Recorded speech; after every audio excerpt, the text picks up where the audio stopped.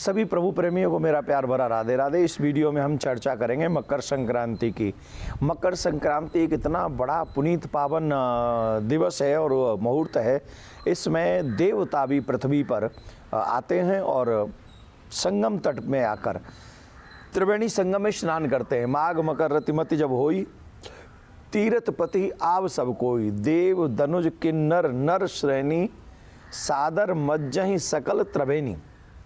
तो इतना पुनीत पावन समय है क्योंकि इस समय सूर्य उत्तरायण होते, यह पावन उत्तरायण की शुरुआत का प्रतीक है।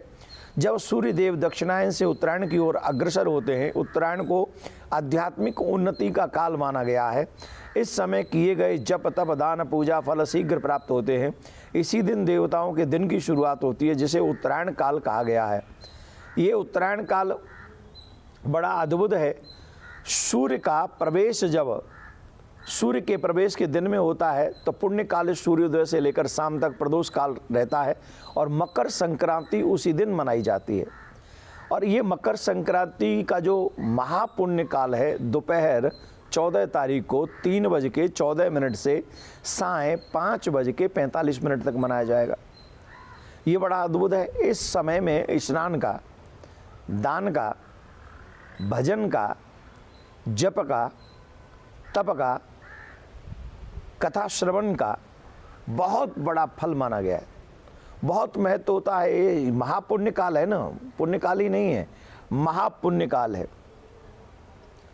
मकर संक्रांति के दिन ब्रह्म मुहूर्त में उठकर काले तिल और गंगा जल मिलाकर स्नान करना चाहिए। यदि संभव हो तो पवित्र नदियों में स्नान करना चाहिए और फिर स्नान करने के बाद उसे बहुत बड़ा फल मिलता है। इसके बाद भगवान सूर्य की पूजा, विधिवत पूजा करनी चाहिए, अर्चना करनी चाहिए, सूर्य को जल चढ़ाना चाहिए, वस्त्र इत्यादि अर्पण करने चाहिए। जो भी सेवा, स्मरण, पूजा सूर्य भगवान की आप कर सकते हो, करना चाहिए।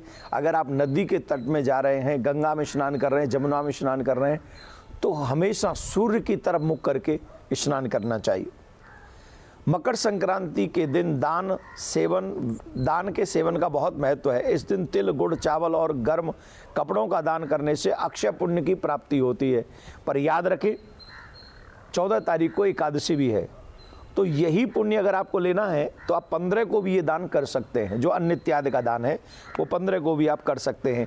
पीपल के पूजा, मकर संक्रांति के अवसर पर पीपल के पेड़ की पूजा बहुत शुभ मानी जाती है। पीपल के पेड़ के पास देसी घी का दीपक जलाएं और फिर एक कच्चा धागा या कच्चा सूत या कलावा लेकर उसमें बांधें, मौली इत्यादि उसमें लपेटे। इस दौरान अपने पूर्वजों को याद करते हुए उनके लिए भी तिल, चावल आदि दान करें। ऐसा करने से पितृ प्रसन्न होते हैं। ध्यान रखिए, कई चीज़ें हमारे जीवन में जो नेगेटिव होती हैं, काम का न चलना, क्लेश होना, बच्चों को हमारे विपरीत चले जाना, ये सब पितरों के क्रोध के कारण से भी होते हैं।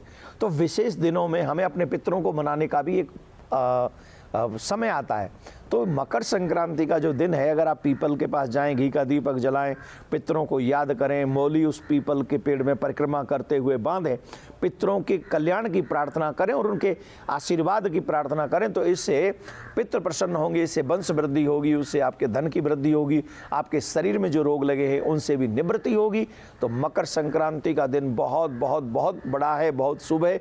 इस दिन बढ़ चढ़कर सत्कर्म करें और अपने पितृ और भगवान को मनाने का प्रयास करें। इस दिन विशेष तौर पर गाय को हरा चारा अवश्य खिलाना चाहिए। कहते हैं इससे चंद्र ग्रह और सूर्य ग्रह एकदम कंट्रोल में आ जाती है, और जब ये दोनों ग्रह कंट्रोल में आ जाती है तो मन भी सुखी रहता है और घर में धन की भी कोई कमी नहीं रहती है। आप मकर संक्रांति पे ये पुण्य कार्य करें। आपको बहुत बहुत शुभकामनाएं। प्रिया कांजू आपकी प्रत्येक मनोकामना पूर्ण करे, आपके बच्चों को संस्कारी बनाए। प्रिया कांजू आपके बच्चों को भगवत भक्त भी बनाए। ऐसी